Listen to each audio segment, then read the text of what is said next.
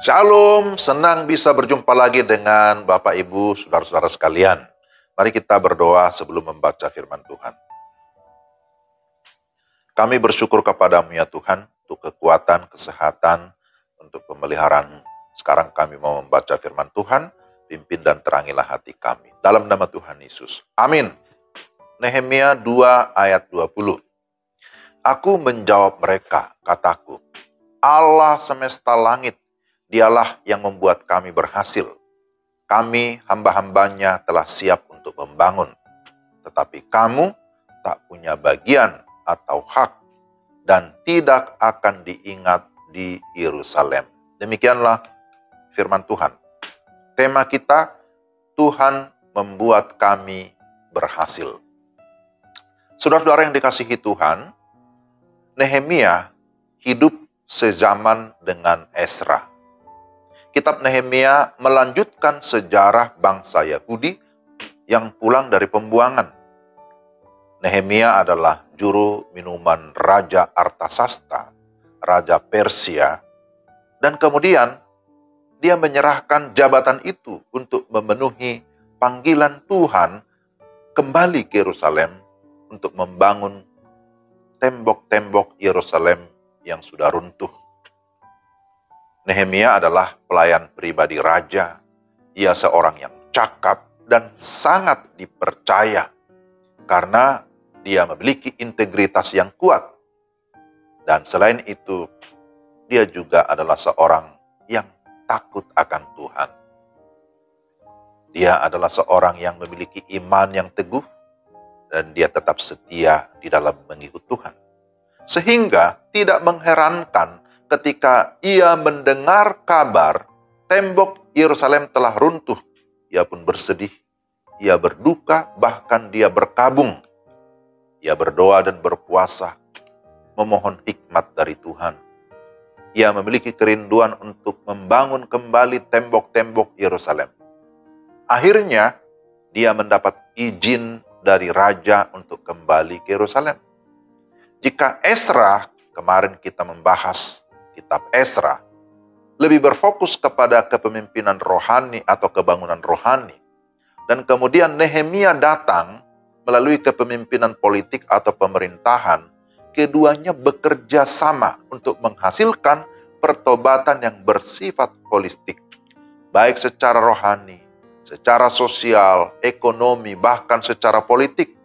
Ada hubungan yang baik di antara mereka juga dengan pemerintah. Kitab Nehemia ditulis untuk menunjukkan tangan Allah yang kuat, menegakkan umatnya di tanah air mereka sendiri. Dengan ketaatan iman, mereka akhirnya mengalami hidup yang berkemenangan di dalam Tuhan. Nehemia punya visi atau pandangan rohani yang jauh ke depan. Dia memiliki iman dan relasi yang intim dengan Tuhan. Dia memiliki pengenalan yang benar akan Tuhan, bahwa Tuhan adalah pribadi yang berkuasa atas semesta langit, sebab dia adalah pencipta. Maka dengan pertolongan atau kekuatan Allah, dia sangat-sangat yakin bahwa pembangunan tembok dapat diselesaikan dengan baik.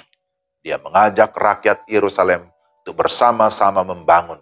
Dia berkata, mari kita bangun kembali tembok Yerusalem, supaya kita tidak lagi dicela. Nehemia 2 ayat yang ke-17. Lalu mereka membangun dengan sekuat tenaga. Mereka menghadapi tantangan dari Sanbalat, Tobia, dan Gesem. Akan tetapi Nehemia berkata, Allah semesta langit, Dialah yang membuat kami berhasil. Kami hamba-hambanya telah siap untuk membangun. Tetapi kamu tidak punya bagian atau hak dan tidak akan diingat di Yerusalem. Nehemia 2 ayat 20. Demikianlah pernyataan yang disampaikan oleh Nehemia kepada musuh-musuhnya. Tetapi juga pada saat yang sama dia mengakui bahwa Allah semesta langit, dia adalah Allah yang berkuasa. Dia pasti memberikan keberhasilan. Luar biasa iman Nehemia. Jadi saudara-saudara, kita belajar dari kitab Nehemia bahwa ketika kita fokus kepada Tuhan, maka Dia akan memimpin kita dan memberikan keberhasilan. Amin. Mari kita lakukan apa yang menjadi bagian atau tanggung jawab kita. Selebihnya kita akan melihat dan menyaksikan Allah semesta langit mengerjakan bagiannya yang sungguh melampaui kekuatan kita. Dalam membangun atau dalam pelayanan bisa ada tantangan yang besar. Tetapi lihatlah Tuhan yang maha besar. Dia punya kuasa yang besar. Maka teruslah melayani atau berbuat bagi pekerjaan Tuhan. Maka Tuhan akan menyatakan keajaibannya yang membuat kita takjub dan tersungkur di hadapannya. Nehemia merupakan potret Kristus yang rela meninggalkan jabatannya yang begitu tinggi untuk terjun atau turun melaksanakan pekerjaan pembangunan baitnya. Mari kita mengikuti teladan Nehemia, tetapi tentu terutama teladan Kristus yang dengan segala kerelaan mau memberi diri sehingga bisa menjadi berkat bagi banyak orang. Terpujilah Tuhan. Mari kita berdoa. Tuhan, terima kasih untuk firman-Mu hari ini yang sungguh-sungguh menguatkan iman kami. Firman-Mu memberikan kami sebuah pernyataan yang begitu jelas, tegas, bahwa Tuhanlah sumber kekuatan, Tuhan sumber keberhasilan, Tuhan sumber segala berkat. Bagian kami adalah bertanggung jawab terhadap apa yang Tuhan percayakan. Maka selanjutnya Tuhan akan membuat kami berhasil karena Engkau berkuasa atas kehidupan kami. Dalam nama Tuhan Yesus kami berdoa dan kami mengucap syukur. Amin. Demikianlah renungan kita hari ini. Tuhan memberkati saudara sekalian. Shalom.